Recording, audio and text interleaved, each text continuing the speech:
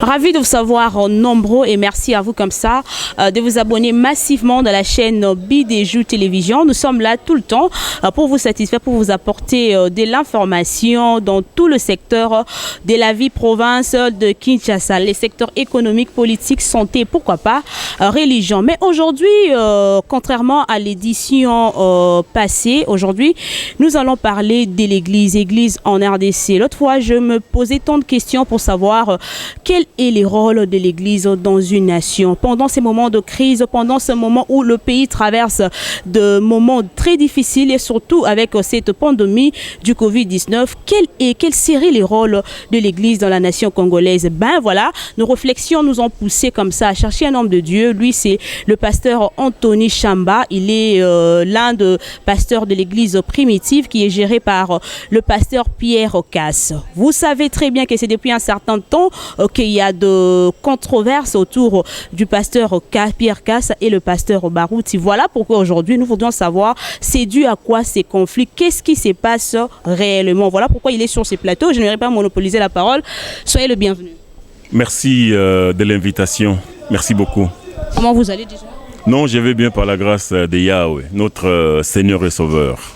Alors, pour parler directement, pasteur Chamba, je vous ai présenté comme étant responsable, Chamba Anthony, comme étant l'un des pasteurs de l'église primitive. Alors, c'est quoi la vision de l'église primitive? L'église primitive, c'est l'église primitive d'Adonai Yeshua HaMashiach. Adonai Yeshua HaMashiach, que les gens appellent Jésus-Christ par ignorance.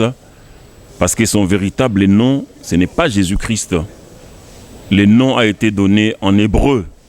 L'ange Gabriel a parlé à Yosef, le père adoptif de Yeshua HaMashiach. Il lui dit, ta femme est enceinte, elle enfantera un fils à qui tu donneras le nom de Yeshua. Car c'est lui qui sauvera son peuple du péché. Ça, on peut lire ça dans Matthieu 1, 21. Yeshua veut dire Yahweh nous sauve, Yahweh nous délivre. Parce que Jésus-Christ, c'est lui, le véritable Dieu et la vie éternelle. Dieu s'est fait homme et il est monté à la croix, il a versé son sang pour sauver l'humanité de ses péchés. C'est ça, Yeshua HaMashiach, donc Yahweh qui nous a sauvés. Alors la vision de l'église primitive, c'est la prédication de toute cette parole. La parole de Dieu qui est la Bible de la Genèse jusqu'à Apocalypse. Ne rien ajouter, ne rien retrancher. Prêcher toutes les vérités contenues dans les Saintes Écritures, y compris la plus grande vérité, la polygamie, qui est une institution divine. La polygamie, qui est un mariage institué par Dieu lui-même après la chute causée par la femme qui avait accepté de s'accoupler avec une bête, le serpent ancien. Le serpent ancien, c'était cet animal semblable, proche de l'homme, qui marchait, qui parlait, et ce serpent ancien avait séduit Ève et a déposé sa sémence dans la matrice d'Ève. Et puis dans Genèse 3,16, pour terminer, dans Genèse 3,16, Dieu a parlé à la femme, Dieu lui a dit, je vais augmenter les douleurs de tes grossesses, c'est avec peine que tu accoucheras, et tes désirs se porteront vers ton mari, mais lui, il dominera sur toi. Voilà l'introduction de la polygamie par le Seigneur Dieu Tout-Puissant. Voilà, avant déjà de parler du conflit qui règne entre vous et le pasteur Barouti, mais vous soutenez la polygamie. Alors, si on revient encore une fois de plus dans la Bible dit que Salomon était aussi polygame, mais qui avait presque plusieurs femmes. Et ces femmes les détournèrent du chemin de l'Éternel. Là, c'est parmi les conséquences de la polygamie. Mais pourquoi à nos jours, avec la crise, avec les difficultés, avec la vie sociale aujourd'hui, vous appuyez la polygamie alors que Salomon, ces femmes-là, la polygamie l'a amené la polygamie lui a détourné du chemin de l'Éternel? Il faut faire une différence. Il faut faire un distinguo dans ce que vous dites. Salomon, certes, avait 1000 femmes.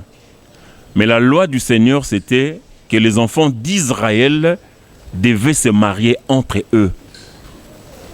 Les hommes devaient prendre pour femmes seulement les enfants d'Israël. Et les femmes ne devraient être épousées que par les enfants d'Israël. Maintenant, Salomon, lui, il avait épousé 700 princesses, toutes étaient des juives, et il avait épousé 300, on dit, femmes de second rang. C'est-à-dire c'était des femmes étrangères. Et ce sont ces femmes étrangères qui ont détourné le cœur de Salomon vers leur Dieu.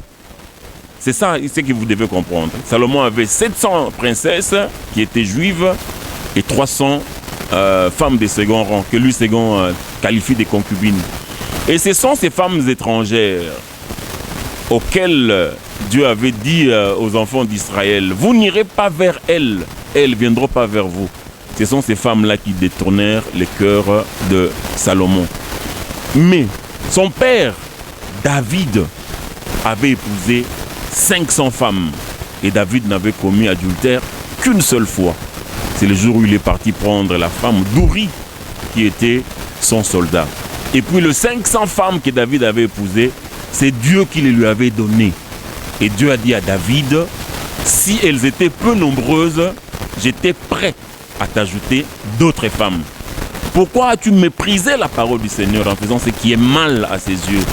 Tu as frappé de l'épée Uri, le Hittite, et tu as pris sa femme pour en faire ta femme.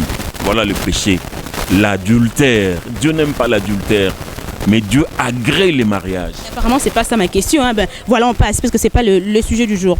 Alors, aujourd'hui, on parle du conflit qui règne entre vous, de l'église primitive, et le pasteur Barouti. Ceux-là de l'église du pasteur Barouti. Nous voulons savoir, vous étiez ensemble œuvrant pour l'avancement de l'œuvre de l'Éternel.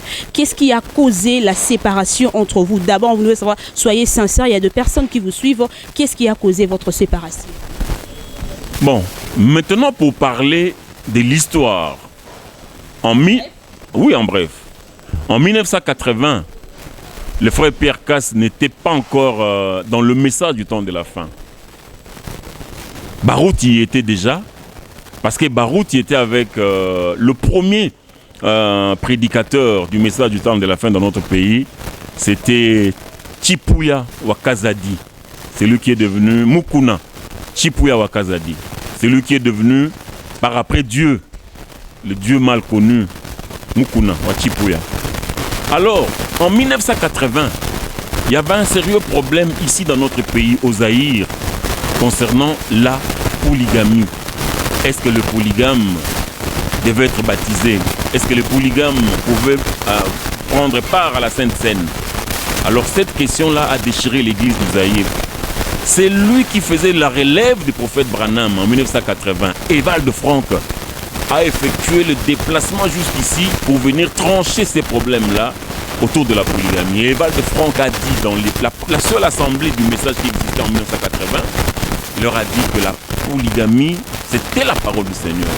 La polygamie, c'était un mariage béni, institué par le Seigneur. Alors, vous n'avez pas le droit de refuser les baptêmes à un polygame, ni la Sainte Seine. Si vous faites ça, vous serez obligé alors de supprimer Abraham de la Bible, de supprimer David de la Bible, Salomon, ainsi que tout le reste. C'est ce que Evald Frank a fait. Alors quand Evald Frank leur a prêché ça, Mukuna Chipuya a refusé d'accepter la voie tracée par Evald Frank, comme quoi la polygamie venait de Dieu. Alors les Barouti et les autres l'ont abandonné, parce que les Barouti, ils étaient avec Mukuna Chipuya en 1980. Les Barouti, comme Mukuna avait refusé de croire à la polygamie, les Barouti l'ont abandonné. Ils sont partis monter la deuxième assemblée qui existait au Zaïre, c'est l'assemblée chrétienne de Rigini. C'est là maintenant qu'il va se poser le problème de la relève du prophète William Maron Branham. Frère Pierre Casse, ainsi que... Le prophète William Branham que vous considérez comme étant idéal. Bon, le prophète William Maron Branham, quand vous dites idéal, c'est le prophète que Dieu a envoyé au temps de la fin pour nous ramener aux vérités bibliques, pour nous ramener à la Bible, pour nous ramener à la foi des apôtres et des prophètes. Mais il n'est pas idéal pour le mariage. Pour le mariage, l'idéal, lui-même a prêché, c'est David et c'est Salomon. Et ainsi que toute la continuité de la Bible. Je disais donc que les pasteurs Cass arrivent en 1983 à Rigini. Alors il y avait un problème des successeurs, disons de la relève de William Aaron Branham. Les pasteurs Cass leur a dit que William Aaron Branham, de son vivant, a été mis en contact avec Ewald Frank. C'est Ewald Frank qui était en train de faire la relève du ministère de William Aaron. Disons, la relève pour la distribution de la nourriture. Parce que la nourriture, c'était le message que Branham avait amené, qu'Ewald Frank devait emmagasiner après le départ de Branham, que lui, Ewald Frank, se met à distribuer la nourriture. Mais maintenant, les Barouti, ainsi que les anciens de Rigini, eux, ils disaient que c'était le Saint-Esprit qui faisait cette relève. Or, le Saint-Esprit ne peut travailler qu'au travers d'une personne. Alors, ils ont mal compris le frère Pierre Cass. Ils ont excommunié le frère Pierre Cass de l'assemblée, de l'église de Rigini, parce que le frère Pierre Cass leur avait dit la vérité, que la relève était faite par Ewald Frank, conformément à l'écriture de Matthieu 24, 45. La relève était faite par Ewald Frank. Alors, c'est comme ça qu'il y a eu scission. Frère Pierre Cass est sorti avec le frère Thomas, le frère Firmin Badibanga ainsi que le frère Emmanuel Kabeya. Bon, pardon? Et vous? Mais en 83, moi je n'existais pas encore. Moi je suis venu dans le message, c'était vers l'année 1993-94 par là, 93-94. Aussi, nous avons compris par après le conflit qui nous oppose à Barouti, ainsi qu'à son assemblée, c'est que les grandes révélations que le prophète Branham a apportées de la part de Dieu, eux, ils ne croient pas. Quelles sont ces grandes révélations? Les grandes révélations, par exemple, si vous prenez cette prédication, mariage et divorce, prêchée par le prophète de Dieu, William Aaron Branham, avec la colonne de feu sur sa tête, confirmant la présence du Tout-Puissant, c'est ici que le prophète Branham a révélé que la polygamie est une institution divine. Mais eux là-bas, ils se disent qu'ils croient au message du prophète Branham, mais ils n'acceptent pas ce que le prophète Branham a révélé ici. Mais lui-même, le prophète Branham n'était pas polygame. Il a prêché la polygamie, mais il n'était pas polygame. Alors la polygamie se base plus sur l'Ancien Testament, ce n'est pas vraiment le Nouveau Testament. Alors qu'au moment où nous sommes, c'est le moment de la grâce qui est basé plus sur le Nouveau Testament. Vous êtes un peu archaïque en revenant toujours sur la polygamie qui peut-être cause aussi des conséquences néfastes. Cette prédication, Abraham restauré, prêchée par William Aaron Branham le 11 février 1961. Il a dit, vous avez posé une très bonne question. Vous avez dit que la polygamie, c'est l'Ancien Testament. Mais le prophète Branham va nous le dire ici. Abraham restauré. Page 33, paragraphe 63. Cette nation serait plus à l'aise si elle avait. Je ferais mieux de ne pas dire ceci. D'accord. Mais de toute façon, il vaut mieux avoir 3 ou 4 femmes. Je préférerais plutôt me tenir devant Dieu avec 3 femmes mariées ou 5 femmes mariées se tenant à mes côtés que de me tenir là avec une seule femme, tout en sortant avec la femme d'un autre. Oui, monsieur, j'aurai une meilleure chance devant Dieu. Ça, c'est la déclaration du prophète. Si, c'est une supposition. Supposer, ce n'est pas vraiment la réalité. Mais c'est-à-dire qu'il n'était pas contre.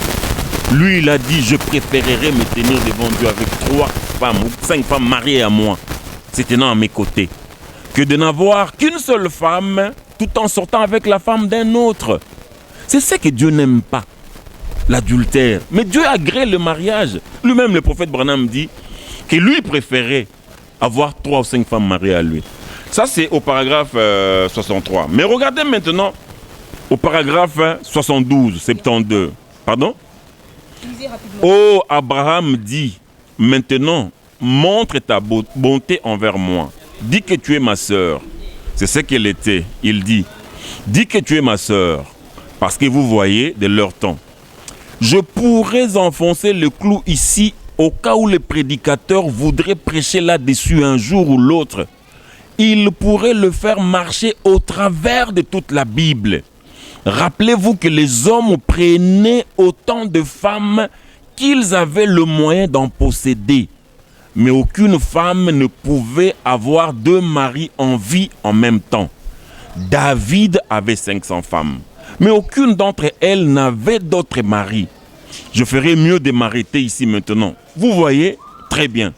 S'il connaissait seulement la vérité à ces sujets, cela ouvrirait toutes grandes les églises en les déchirant. C'est vrai.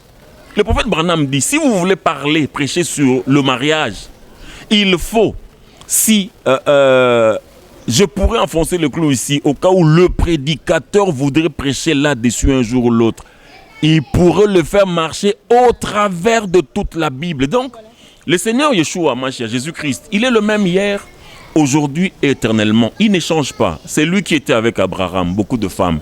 Il était avec Jacob, 4 femmes. Il était avec David, 500 femmes. Avec Salomon, 1000 femmes. Il est aujourd'hui avec nous. Il ne change pas. Sa parole ne change pas.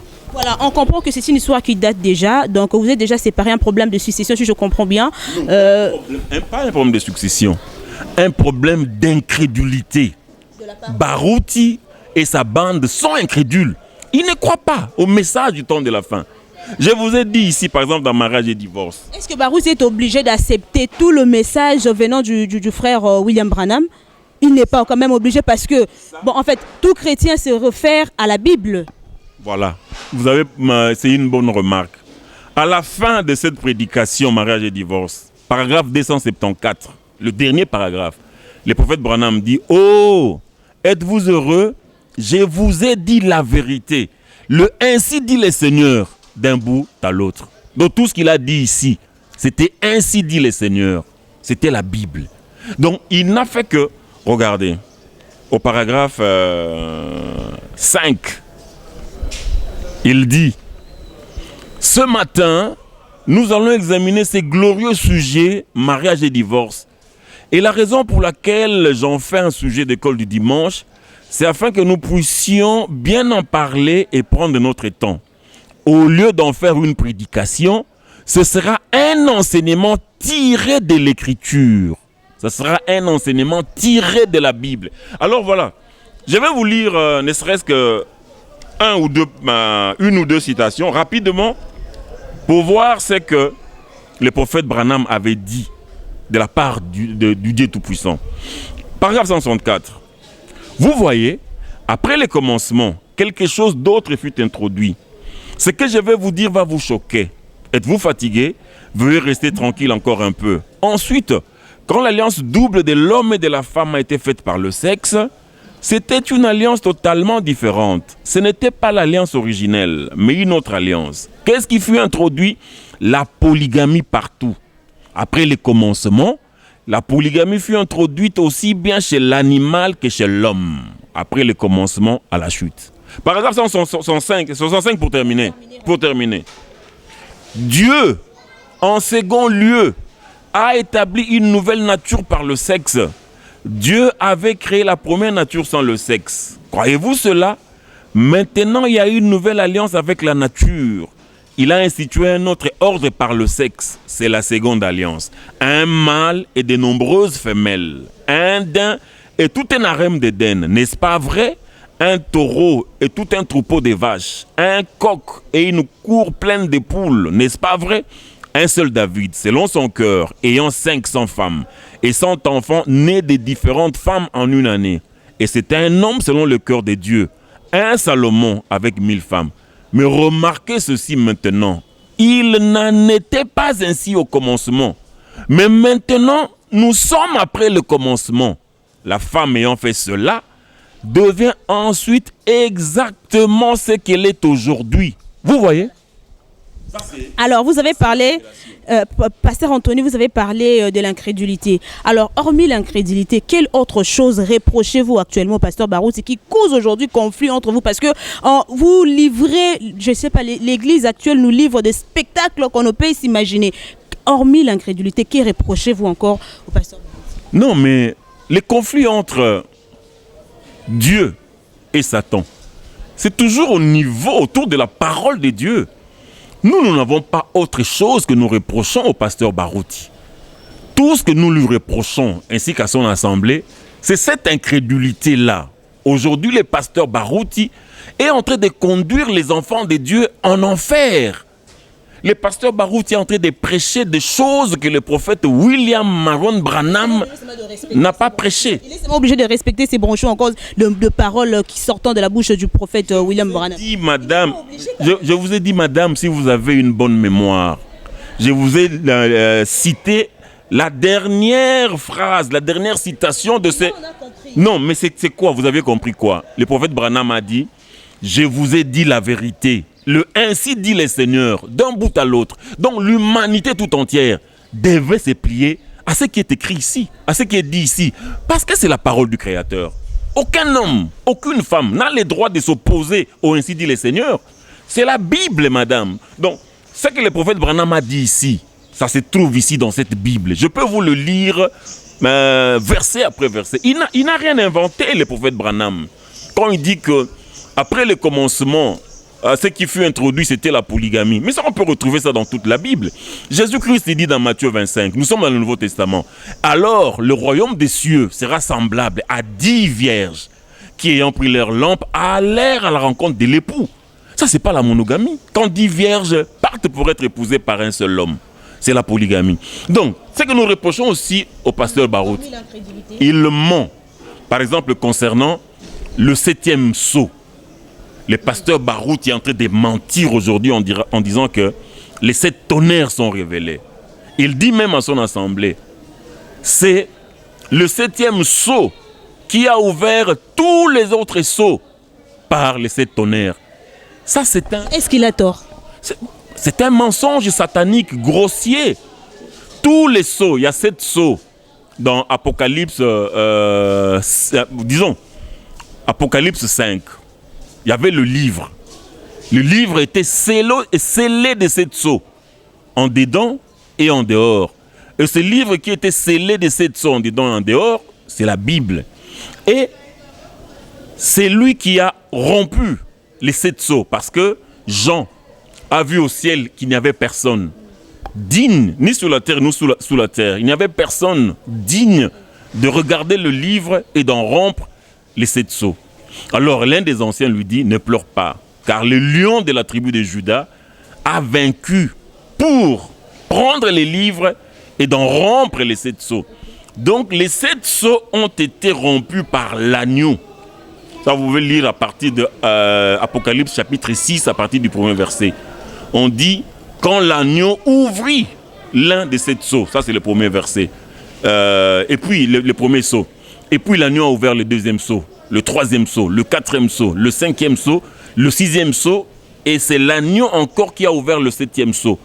Mais lorsque l'agneau a ouvert le 7e sceau, nous sommes dans Apocalypse 8, 1, la Bible dit, il se fit dans le ciel un silence d'une demi-heure. Donc nous ne connaissons pas le contenu du 7e sceau. Et qu'est-ce qui s'est passé sous ces silences? Mais ce qui s'est passé, personne ne peut savoir ce qui s'est passé. C'est le silence. On ne peut pas comprendre ce qui s'est passé lorsqu'il y a eu ce silence. Mais le prophète Branham nous a dit, conformément à l'enseignement sur, si vous permettez, je peux vous le prendre pour vous le lire calmement. Dieu a montré au prophète Branham que la révélation du 7e sceau se trouve cachée derrière les 7 voix des 7 tonnerres d'Apocalypse 10, 3 et 4. Ce sont les 7 voix des 7 tonnerres d'Apocalypse 10, 3 et 4 qui cachent la révélation du 7e sceau. Et le message de ces 7 tonnerres ne sont même pas écrits dans la Bible. Parce que lorsque les 7 tonnerres avaient parlé, avaient grondé, Jean a voulu écrire, mais une voix lui dit depuis le ciel, celle c'est qu'on dit les 7 tonnerres et ne l'écrit pas. Donc, personne ne peut savoir ce qu'avait dit la déclaration faite par les 7 tonnerres et personne ne peut connaître la révélation du 7e sceau parce que c'est caché derrière les 7 voix des 7 tonnerres. Barouti trompe les gens en disant que lui connaît la révélation de 7 tonnerres, lui connaît le 7e sceau. Voilà pourquoi nous ne faisons que le maudire parce qu'elle est en train de tromper des gens. Est-ce que vous avez ce pouvoir-là de maudire Barouti, qui est aussi un one de l'Éternel? Mais Galates 1, à partir du verset 6, dit que si un ange descendait du ciel, ou si nous, un de nous, annonçait un évangile différent de celui de la Bible, qu'il soit maudit.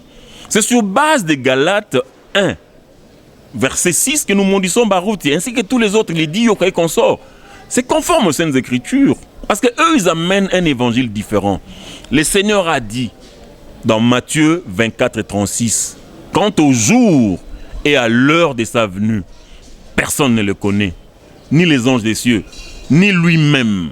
Il n'y a que Dieu le Père seul qui connaît cela. C'est ça le 7e sceau. Et c'est ça le 7 tonnerres. Le Seigneur Yeshua a dit, personne ne le connaît, mais Barouti dit que lui le connaît. Donc c'est un antichrist, c'est un démon. Il faut seulement les mots. Non. Moi, je dis souvent que je ne permets pas de soumettre la personnalité du pasteur Barouti à un traitement dégradant. Parce que quand vous tenez de tels propos que c'est un démon, là, c'est encore très grave. Mais Galates, je viens de citer de mémoire Galates. Maintenant, je vais lire pour l'édification de ceux qui nous suivent. Galates chapitre 1, verset 6. Je m'étonne que vous vous détourniez si vite de celui qui vous a appelé par la grâce de Christ pour passer à un autre évangile. Non pas qu'il y en ait un autre, mais il y a des gens qui vous troublent et veulent pervertir l'évangile du Christ.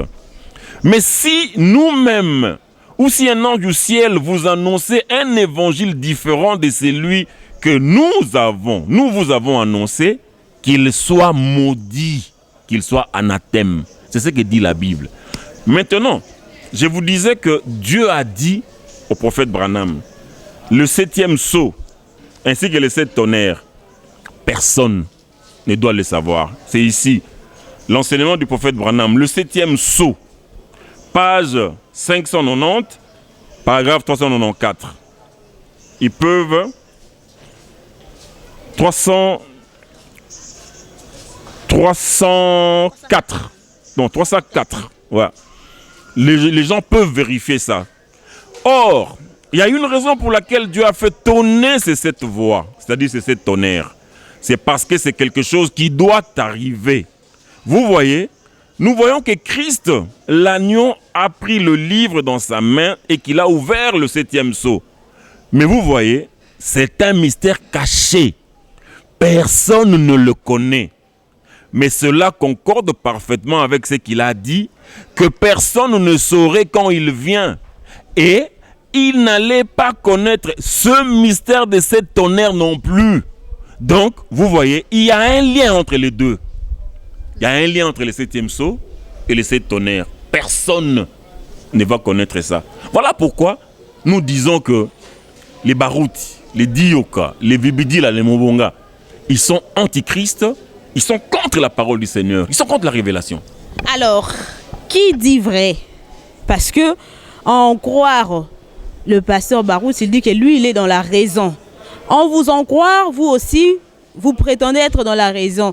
Qui dit vrai entre les deux? Je pense que l'émission qui viendra par la suite, nous serons obligés de confronter vous ainsi que l'un des pasteurs de l'église du pasteur Barouti pour en savoir plus concernant la vérité sur le sitio, concernant la vérité sur la polygamie, concernant la vérité du conflit qui persiste jusque-là entre vous. Mais on ne peut pas aussi parler seulement du côté du mauvais côté. Parlons un peu. Qu'avez-vous remarqué comme étant bon côté chez le pasteur Barouti? Il n'a rien de bon. Il est d'abord, pour commencer, il est faux. Il est faux. Il est antichrist. Il n'a pas de vérité en lui. Il conduit les gens, les enfants de Dieu vers la perdition, vers l'enfer. Barouti, les pasteurs, disons, si je dis pasteur, c'est par respect. Mais il n'a rien de bon en lui. Si nous lèvons, nous l'église primitive, un bon prédicateur dit les vérités de Dieu, dit les vérités bibliques. Un bon prédicateur, comme le prophète Branham l'a dit, s'accroche au ainsi dit le Seigneur. Mais ce que lui prêche là, c'est son imagination. Ce qu'il prêche, ce sont ses rêveries. C'est par l'esprit. Non, l'esprit ne peut vous diriger que vers la parole. le prophète Branham a dit ici. Rapidement, je vais vous lire quelque chose de très important. Et moi, j'aimerais que vous lisiez la Bible au lieu de sortir tout le temps de brancher des livres. Mais référez-vous un peu, parce que c'est la Bible. On se réfère plus dans la Bible. Au lieu de se référer, ça, ce sont des paroles de quelqu'un. Le prophète William Branham n'était qu'une personne comme nous autres. C'est la Bible. Il pourrait aussi bien se tromper. Non, il s'est beaucoup trompé. Mais ça, c'est la Bible expliquée. Quand on dit mariage et divorce, la révélation sur le mariage et le divorce, c'est la Bible expliquée. C'est Dieu qui lui a donné des passages ici pour qu'il nous explique les contenus de la Bible. Écoutez, allez lire les paragraphes 217. Vous direz, eh bien, cela m'a été révélé. Mais si c'est contraire à la parole, si c'est contraire à la Bible, cela ne vient absolument pas de Dieu. C'est vrai. C'est ça que le prophète Branham a dit. Et c'est ça que Baruti prêche. Tout ce que Baruti prêche, c'est contraire à la parole. C'est contraire à la Bible. Donc cela ne vient absolument pas de Dieu. Je vais vous lire les paragraphes 38, mariage et divorce, pour que vous voyez que ce message ici, c'est la Bible. Il dit, maintenant écoutez attentivement, vous sœurs, n'allez pas vous lever et vous en aller. Restez tranquille un petit moment. Frères, faites la même chose. Et vous qui êtes reliés à nous par téléphone, ne raccrochez pas. Ne faites pas cela. Veuillez simplement rester assis quelques minutes jusqu'à ce que ce soit terminé. Écoutez attentivement. Si vous n'êtes pas d'accord, prenez le passage de l'écriture que je vais utiliser et étudiez-le dans un esprit de prière avant de prendre votre décision. Donc, il n'a fait que donner les passages de l'écriture qui prouvent que la polygamie vient de Dieu. Il n'a rien inventé.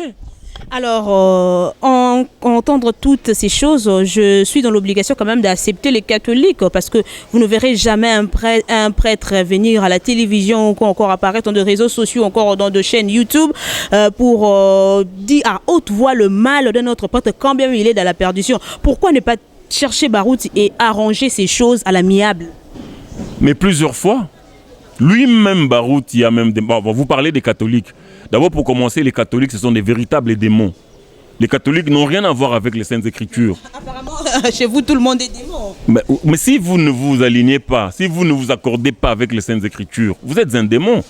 Les catholiques baptisent les bébés. Le Seigneur a dit, c'est lui qui croira et qui sera baptisé, sera sauvé. Chez les catholiques, on ne baptise même pas les bébés. Il n'y a pas de baptême chez les catholiques. Il y a seulement un peu d'aspersion. Et puis vous devez d'abord savoir qu'aucun catholique n'est chrétien. Aucun catholique n'est chrétien. Chez les catholiques, il n'y a pas de chrétiens. Pour être chrétien, il faut porter le nom du Seigneur.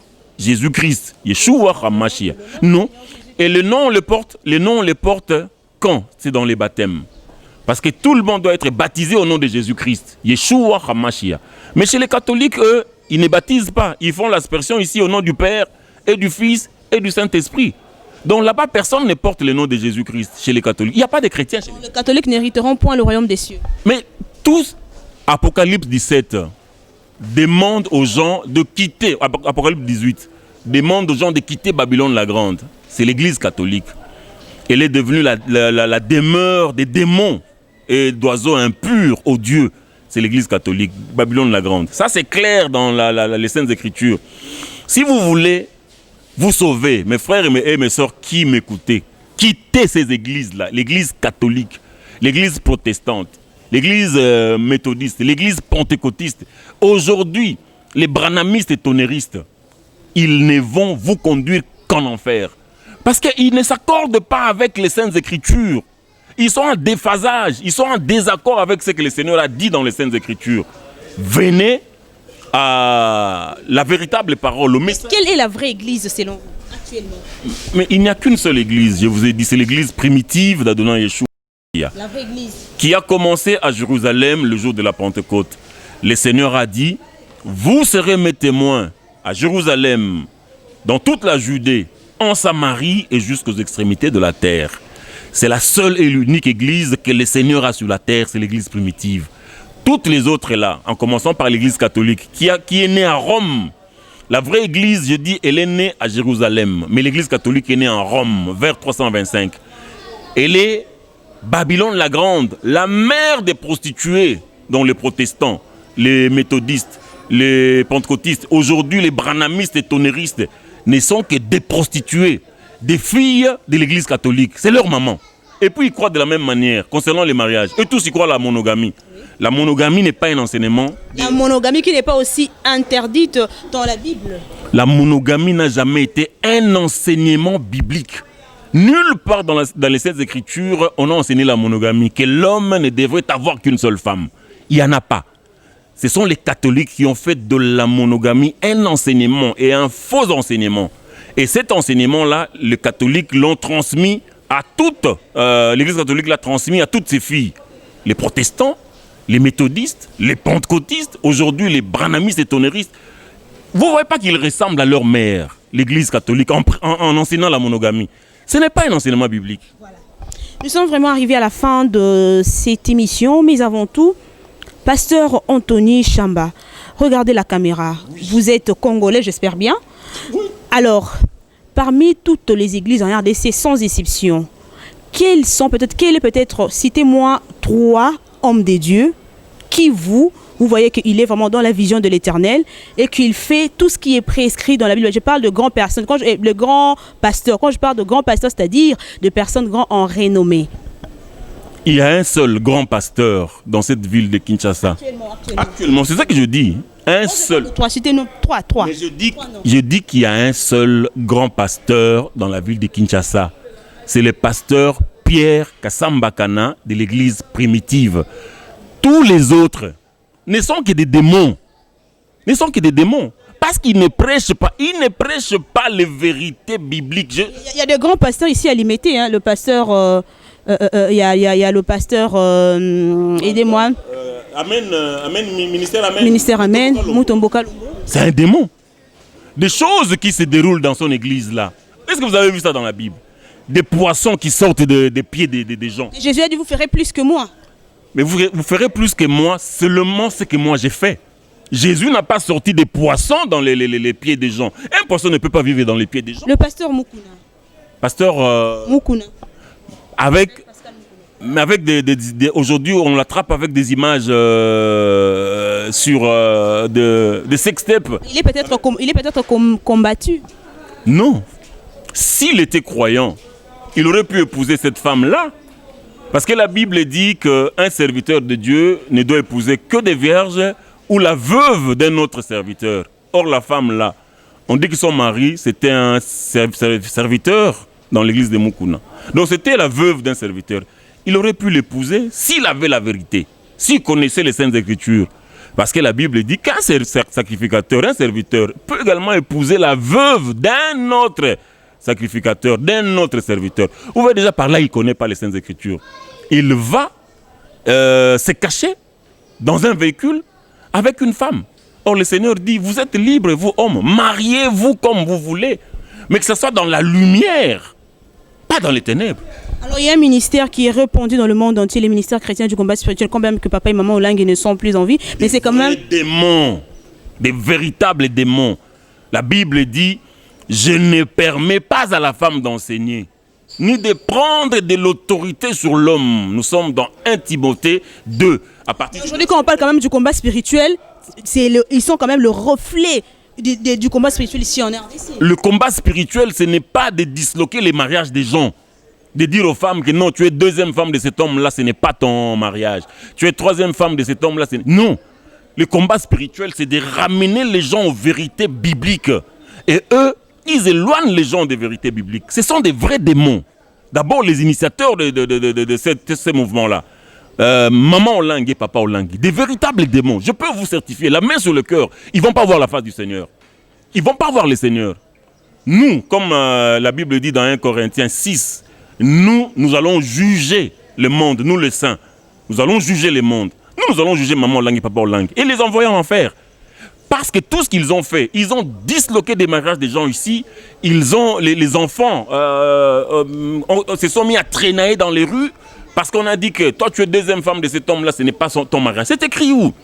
Je peux vous lire dans la Bible, peut-être rapidement, pour... Parce que nous sommes déjà à la fin, rapidement. Je vais vous lire dans Ruth, chapitre 4, verset 11.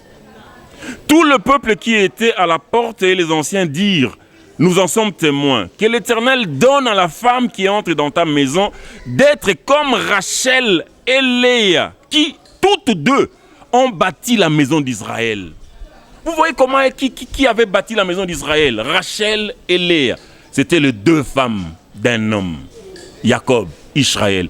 Et ce sont ces deux femmes-là qui ont bâti la maison d'Israël, qui ont bâti Israël, le pays des dieux. Voilà. Vous, maintenant, vous voulez dire que vous êtes deuxième femme, ce n'est pas votre mariage. Voilà, c'est déjà la fin. Là, vous avez, selon vous, on comprend que l'Église primitive, selon l'Église primitive, il n'y a aucun autre homme de Dieu qui jusque-là reste dans le bon chemin. C'est selon l'Église primitive, j'ai bien signifié. Si vous avez un mot à émettre, question c'est moi de nous contacter au travers du numéro affiché. Si vous voulez un débat ouvert, le plateau est libre pour vous. Alors nous sommes arrivés à la fin. Vous avez cité que de démons, des pasteurs, démons, hormis les pasteurs Pierre Casse. Alors qui est celui-là peut-être qui est le plus mauvais de tout le pasteur que vous venez de citer? Je ne sais pas.